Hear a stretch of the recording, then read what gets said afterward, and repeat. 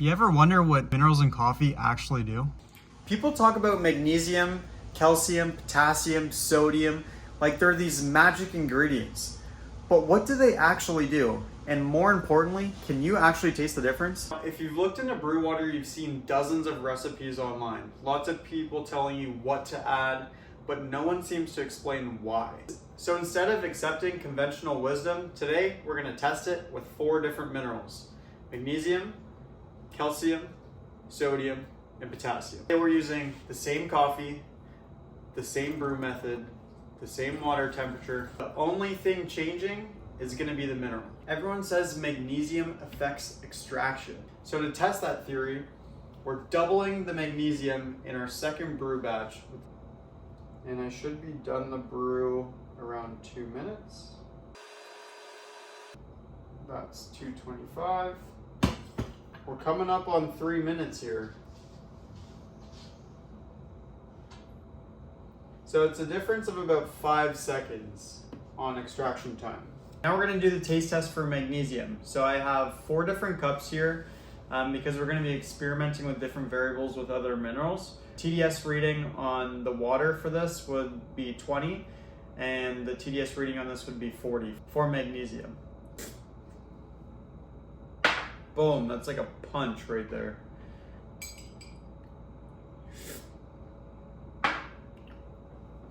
So with magnesium on the lighter front, tastes like it has a lower extraction time, whereas the higher magnesium on the right side has a much bolder taste, and it really kind of like punches you in the back of the throat. Now what we're gonna do next is add in a little bit of calcium. So we're basically gonna experiment with low magnesium, high calcium, low magnesium, low calcium, high magnesium, high calcium, high magnesium, low calcium.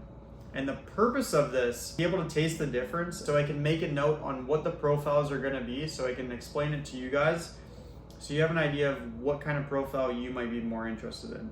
In calcium, I've heard that it creates body and structure. Today we're gonna test that. Okay, to summarize. Low magnesium, high calcium. This to me just tastes really flat, but has like a big body to it. I can't say I love it, but I like it better than this. This is low magnesium, low calcium, so total of 40 ppm, and that would be 20 magnesium, 20 calcium. And this is just like super flat. You really don't taste any difference at all. And I would be, if you told me there was nothing in it and I was just drinking distilled water with obviously brewed coffee, I would believe you.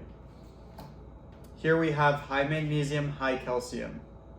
This to me, if you have ever tried a stout and on the total opposite end, a sour beer, this tastes like they had a baby, and those are like my 2 least favorite beers. This one is high magnesium, low calcium, and surprisingly, I like this one the most. I came into this test thinking it'd have more bias to the low magnesium, high calcium based on the other brews I've been doing in the past week. And I like it specifically for this coffee. I'm using a washed coffee right now from Subtext. And I really like it with this coffee, which is interesting because it's a really light bodied coffee.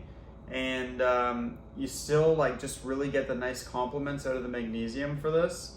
But there's still like some nice low end texture, which I really enjoy from this cup. Apparently sodium is supposed to be our buffer.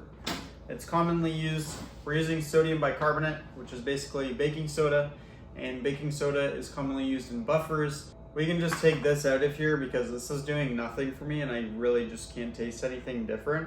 It's all like mellowed out, which I guess I could have probably figured out by now. The higher magnesium, like that's just brilliant right there. That's a really good cup. If I had that in a cafe, I would be impressed for sure. That's just a lot. Not only does it have a lot of like brightness, it also has like a lot of like depth and body, and it's kind of like it's kind of like drinking a warm beer, if I can reiterate that. Don't love that.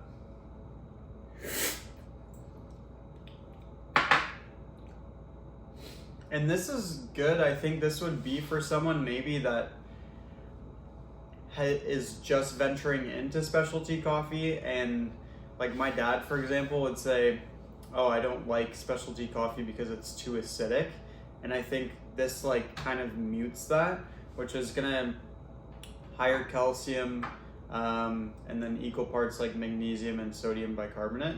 And I think that's like a really well-rounded cup. It introduces lots of flavor, kind of gives you a bit of texture with the coffee, but doesn't like overpower it.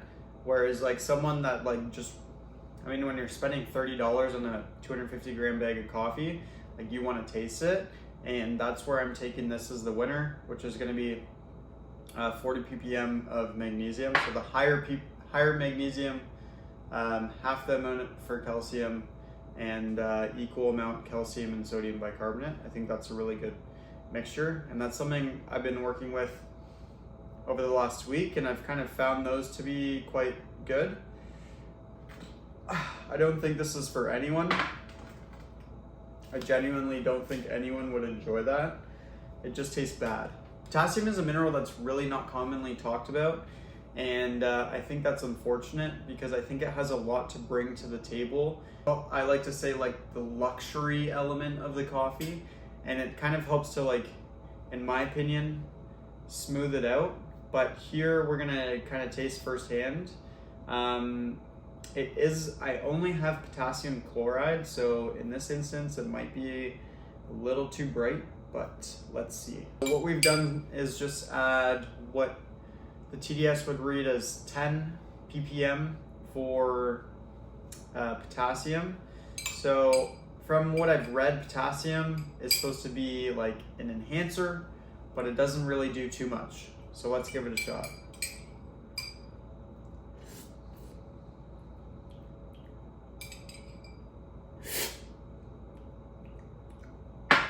Right off the bat, the potassium like just kind of adds like a depth of clarity that none of the other elements have. Like everything else seems to be like kind of manipulating the flavors, but this kind of just like darts down in sharpness in like a really elegant way.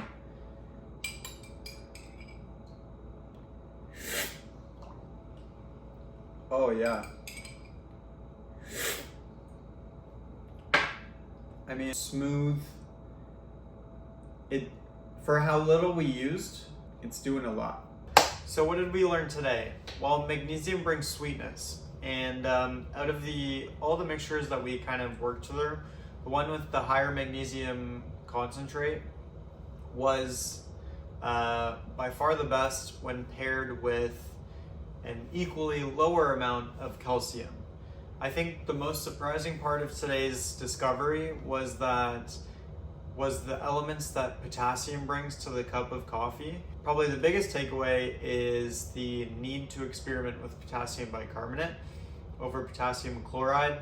So we can also bring kind of the buffering, the nice complementary clarity that comes along with potassium. Honestly, I thought calcium would have a bigger impact. With some of my testing with other coffees, I did notice I liked the element that calcium brought over magnesium. So I think it's probably dependent on what type of variety of coffee you're using. So I think next on the list for experimentation is going to be comparing between a light and a medium bodied coffee to kind of see what elements they bring out, and if it still stands true that the one with higher magnesium is more preferred. For those of you at home that don't want to go through the process of creating your own concentrates like I have, there's plenty of good products out there. I mean, for 8 years I used Third Wave Coffee, which is a really simple way to get a really good cup of coffee without going through a lot of work. That one has a higher concentration, and from my understanding, I think it's around 150 ppm, which is substantially higher than what we tested today. It is known for being a more forward magnesium product. The only thing with Third Wave is it uses calcium citrate, not calcium chloride. So has a lower solubility, so you need to put it into the distilled water and kind of let it sit overnight for it to disperse. At least that's what I experienced when using that product myself. Now, what's the reason I'm doing all this? It seems like a lot to go through the process of going through these different elements when there's perfectly good examples on the market already.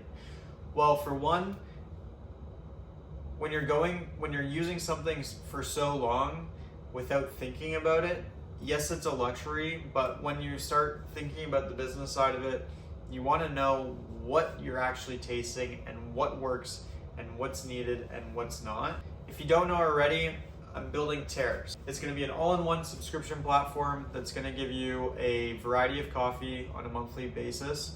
But I think the main element of that is having a dialed-in brew process and a ready formulated brew water concentrate, easily combinable with zero TDS water like reverse osmosis, zero water, which I personally use at home as I showed you, or like just gallon of distilled water from the grocery store.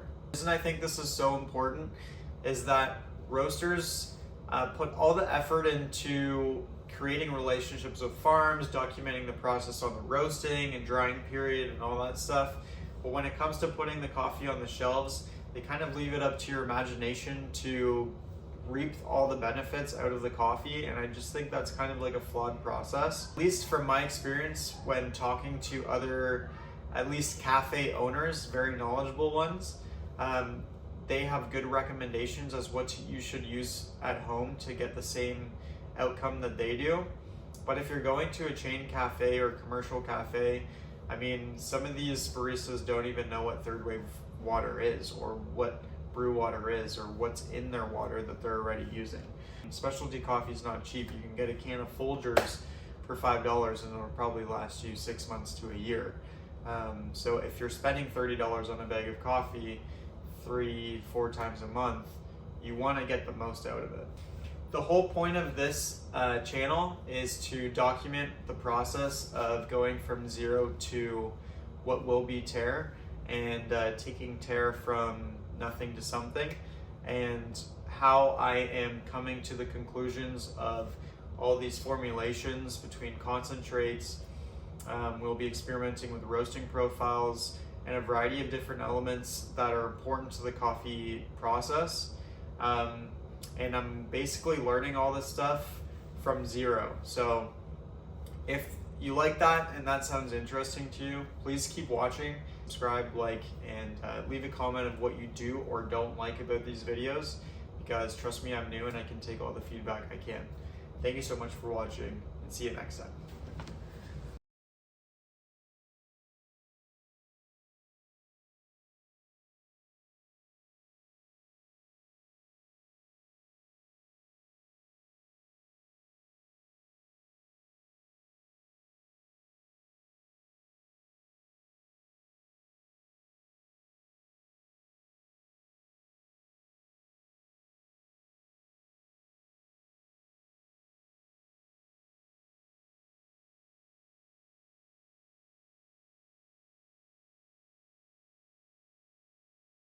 So before I give you my final thoughts on what I think the differences in tastes are and kind of like the profiles, I'm just kind of tasting them back to back and making notes of like what they initially give me as a first impression, and then going to compare right now.